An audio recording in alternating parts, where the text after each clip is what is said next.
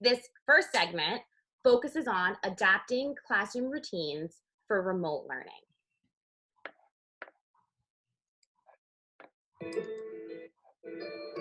Hi everyone, this is Erica Flores, a resource specialist at the Long Island LIRBERN with some helpful tips on how to scaffold for ELS in the digital classroom.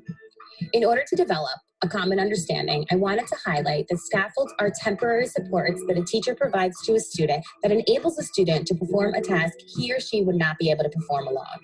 Considering we are all diving into remote learning, we should be aware that our students will need appropriately scaffolded tools and materials.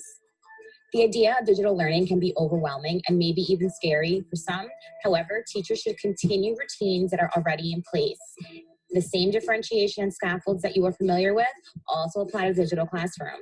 Each and every tool will still require some kind of scaffold. It's important. Okay, this is our first embedded open-ended question that you see popped up on the screen, but it will also pop up on your screen using the polling feature in just a second. Okay, are you seeing the poll now? Yeah. Okay, so the question is, how can we adapt classroom routines to facilitate digital learning? And we are asking that you please respond in the chat. So think about the question, how are we adapting our classroom routines to facilitate digital learning?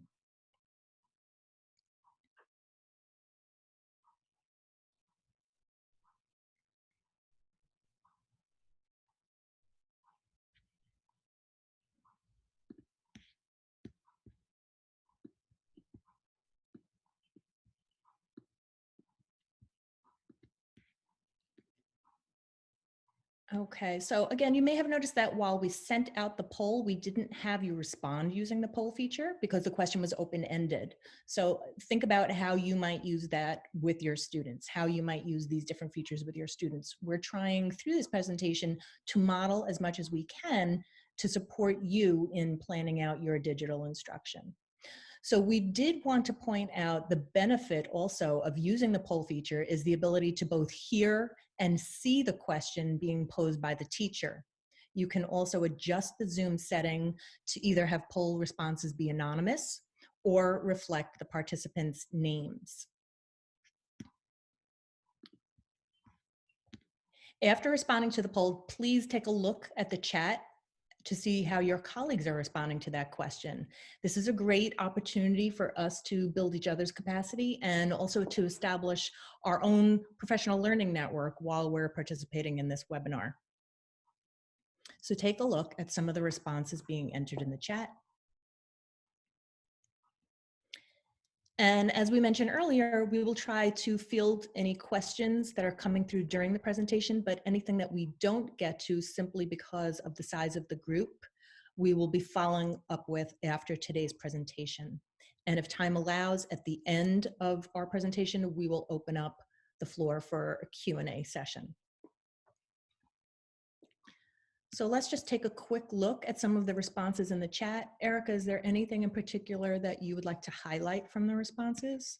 So one response here, establishing routines already used in the classroom. I think that's important to continue to build on what the students are comfortable with. I see some teachers are saying flexibility in live instruction. I think that's also very important to be flexible with their students during this time. I have interactive slides, visuals, personal interest to engage students. I think that's also a great response in there. There's so many, there's 47 new messages as I scroll through. So there's a lot. So I encourage everyone to, you know, if they can take a second to look through them, maybe you'll get some new ideas as well.